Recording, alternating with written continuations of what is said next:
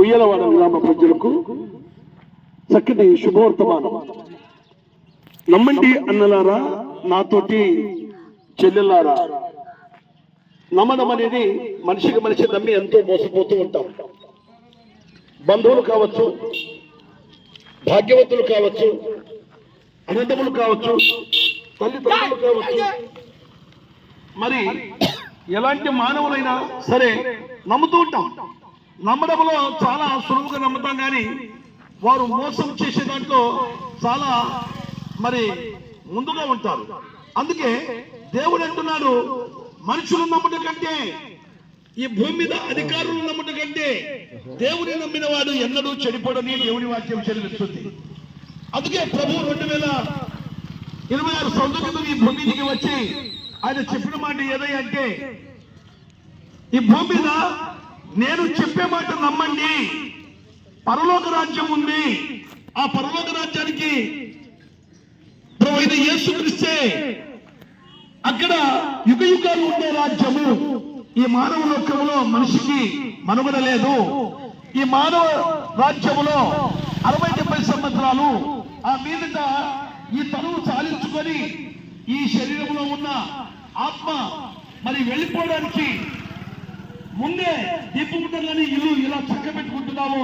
ప్రాణముండగానే ప్రభువును రక్షకుడైన యేసుక్రీస్తును మీరు తెలుసుకోవాలని దేవుని వాక్యం సెలవిస్తుంది. ఓ ప్రియ సోదరి సోదరులారా, ఉయ్యలవాడ గ్రామ ప్రజలారా, ఆలోచించండి ఒకసారి. ఎందుకంటే ఈ ఊరు, ఈ గ్రామము మనది కాదు. ఒకరోజు మనం వెళ్ళిపోవాల్సిన వారమై ఉన్నాం. అందుకే ప్రభువైన యేసుక్రీస్తు చదివిస్తున్నాడు, ఆయన నేను మార్గమును, సత్యమును, జీవమును, ఏ కులము గాని ఏ మతము గాని నేను స్థాపించడానికి రాలేదు, కానీ పరలోక రాజ్యం ఇవ్వడానికి వచ్చాను అని చదివిస్తున్నాడు. ఆయన మనుషులందరూ చేసిన ప్రతి పాపాన్ని ఆయన మూల్యము చెల్లించాడు. తన పరిశుద్ధమైన రక్తము కార్చాడు, శిలువ మ్రాను మీద మరణించాడు, సమాధి చేయబడ్డాడు. 3వ దినమున సజీవుడుగా లేచిన మన ప్రభువైన యేసుక్రీస్తు ఆయన రక్షకుడు. యేసనగా రక్షకుడు. ప్రేమైన ఉయ్యలవాడ గ్రామ ప్రజలారా, ఈ ఉదయకాలము రక్షకుడైన యేసుక్రీస్తు అందరూ భూ సంబంధమైన వాటిని ఇస్తారేమో, ఆయన పరలోక సంబంధి. అందుకే పాపము లేనివాడు, శాపము లేనివాడు, పరిశుద్ధుడు. ఆయన పరిశుద్ధమైన రక్తం చేత ప్రతి మానవుని పాపము కడగబడి ఆయన పరలోక రాజ్యం చేర్చడానికి వచ్చిన మహనీయుడని మనము గుర్తెరగాలి. మరి ఈ ఉదయ కాలంలో యేసు ప్రభు మాట వింటే మాకేం దొరుకుతుందని మీరు అనుకుంటున్నారేమో. సోదరి సోదరులారా, మేమేమని ఇవ్వాలని ఉందేమో అని అనుకుంటున్నారు.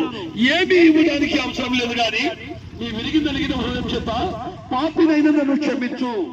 ఎందుకంటే మానవుడు పాపము చేస్తున్నాడు, పాపములో జీవితం, పాపంలోనే మరణిస్తున్నాడు, పాపంలోనే తన జీవితం ముగించుకుంటున్నాడు.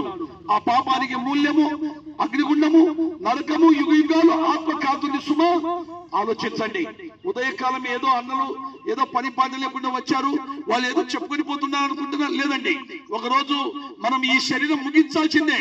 మన కళ్ళ ముందర మన తాతలు, ముత్తాతలు, మన ఎంతో మంది ఇరుగు పొరుగు వారు ఎంతో మంది చనిపోతున్నారు. చనిపోయిన వారు పాతాళానికి, అగ్నిగుండానికి మరి జారిపోతున్నారు. అందుకనే ప్రభు ఈ భూమి మీద ఆయన వచ్చేశాడు. ఎందుకంటే సామాన్యమైన మానవుడుగా జన్మించి సామాన్యుడుగా 33.5 సంవత్సరాలు జీవించి ఇలాగే వీధుల్లో ఆయన కేక పెట్టి చెప్పాడు, కాలము సంపూర్ణమై ఉన్నది, దేవుని రాజ్యము సమీపించి ఉన్నది, మీరు అందరూ మారు మనసు పొందండి, పాప క్షమాపణ పొందండి, రక్షణ పొందండి, పరలోక రాజ్యం చేరండి అని చెప్తూ ఆయన ఎంతగానో ఈ భూమి మీద ఆయన వచ్చినప్పుడు గుడ్డివారిని, మూగవారిని, చెవిటి వారిని అనేకులను బాగు చేసిన పరమ డాక్టర్ ఆయన. పక్షవాతంతో ఉన్న వారిని బాగు చేసిన గొప్ప మహనీయుడు ఆయన. చనిపోయిన వారిని సైతము లేపిన గొప్ప దేవుడు. పరలోక రాజ్యం ఉందని చెప్పాడు. ఓ సోదరి సోదరులారా, నమ్మండి అన్నలారా, మాతోటి చెల్లిలారా, ఈ చక్కటి శుభవార్తమని విని మీరు మార్పు చెంది, మారు మనసు పొంది, పాప క్షమాపణ పొంది రక్షణ పొందాలని చెప్తూ ఈ మాటలు ముగిస్తున్నాం. మీ కొరకు ప్రార్థన.